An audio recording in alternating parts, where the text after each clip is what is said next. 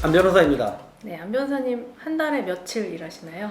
뭐 30일이면 한 35일은 일하는 것 같습니다. 그게 가능한가요? 뭐 제가 말씀드린 것은 이제 하루에 한 8시간 소정 근로 시간을 산정했을 때 그렇다는 거고 뭐 어떻게도 한 달에 뭐 대부분 일하는 것 같습니다.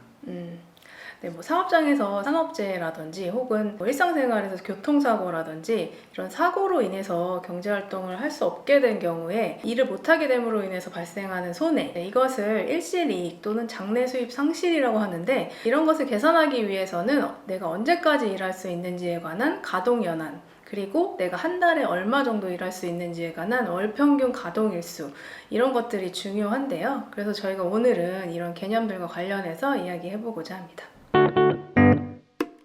일시이익이나 장래 수입 상실 이런 것을 계산할 때 가동 연한이나 혹은 월평균 가동일수는 왜 필요한가요? 사람이 어떤 사고를 당해서 장래 내가 언제까지 일을 할 수 있어서 번 돈을 못 벌었으니까 그 가해자한테 청구하는 건데, 제가 방금 말씀드린 내용에서도 나타나듯이 사람이 죽을 때까지 계속 일을 하는 것은 아니거든요. 그러니까 내가 몇 살까지 일을 할 수 있는데 그때까지 벌 수 있는 돈을 못 벌었다. 그러니까 그것을 청구하는 게 손해배상 있잖아요.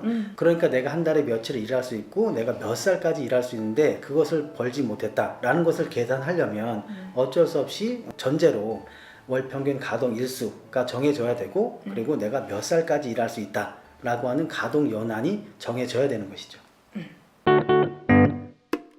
고용노동부에서는 매년 7월에서 8월 전년도 고용형태별 근로실태 조사보고서라는 것을 발표하는데, 이런 것은 어떤 내용을 담고 있나요? 네, 전국에 약 33,000개 사업장을 표본으로 해서 직종별 또 규모별 또는 산업별 등 여러 기준을 통해서 고용 형태별로 근로 시간이라든지 임금, 그리고 근로 일수, 이런 것들에 관한 통계 자료다, 이렇게 생각하시면 됩니다. 과거에는 직종별 임금 실태 조사 보고서, 이렇게 뭐 어려운 말을 쓰기도 했고, 또 종전에는 임금 구조 기본 통계 조사 보고서, 이런 표현을 썼었는데 2008년경부터는 다 통합이 돼서 오늘 저희가 말씀드리는 고용 형태별 근로 실태 조사 보고서라는 것으로 통합돼서 운영되고 있습니다.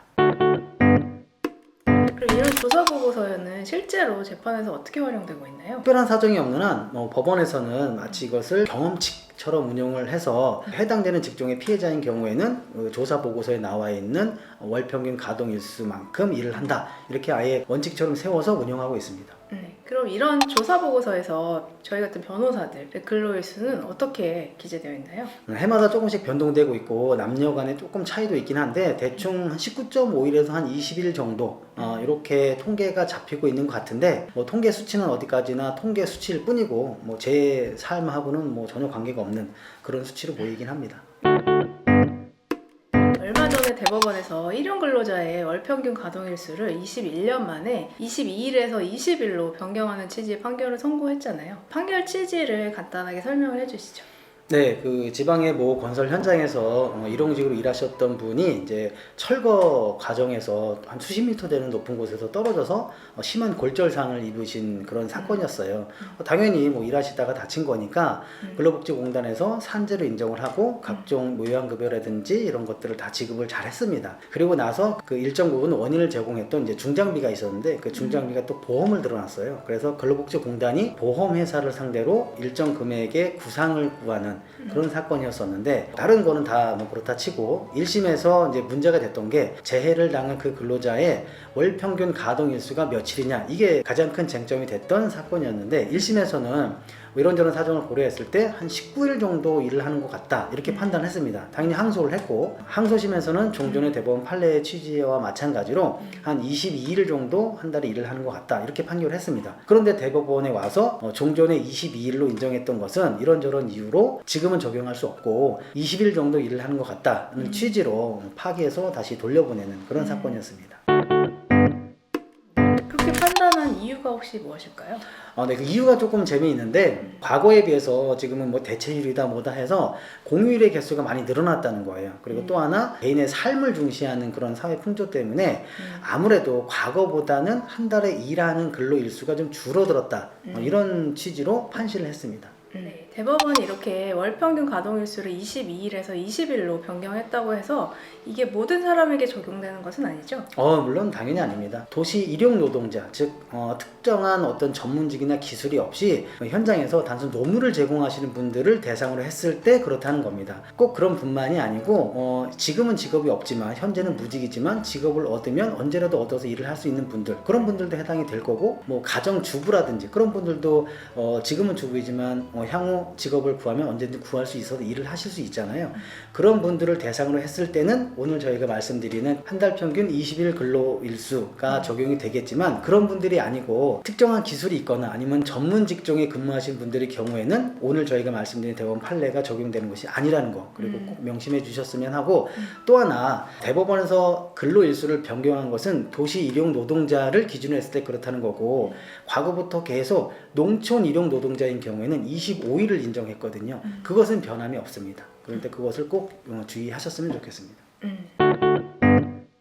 그럼 다음으로 이런 장래 수입 상실을 계산할 때 월평균 가동일수뿐만 아니라 내가 언제까지 일할 수 있는지와 관련된 가동연한도 문제가 될 수 있는데, 가동연한은 어떻게 판단하고 있나요? 그러니까 가동연한도 마찬가지입니다. 다른 직종은 그렇다 치고 일반적으로 육체 노동을 주로 하시는 분들, 이런 분들 같은 경우를 이제 기준으로 판단을 했던 것들이 있는데, 과거에 50년대, 60년대 이럴 때까지는 55세까지가 가동연한이다 이렇게 봤습니다.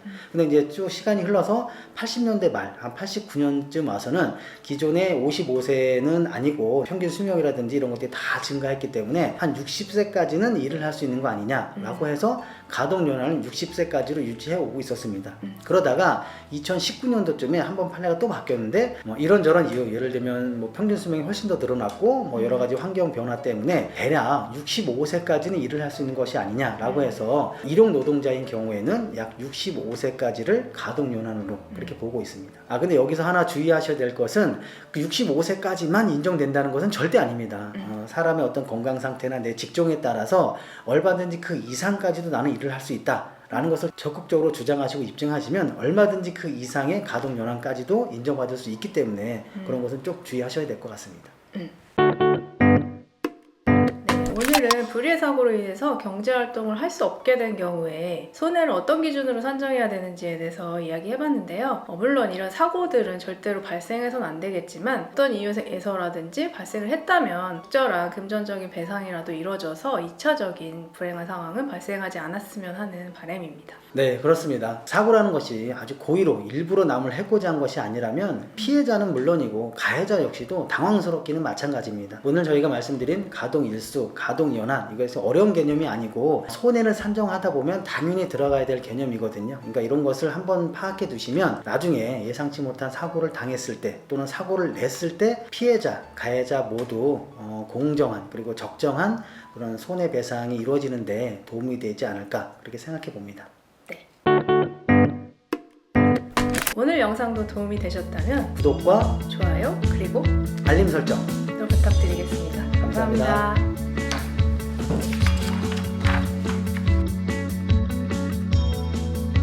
산업별, 직종별, 규모별 규모별 네. 다시 할게요. 잠깐만요.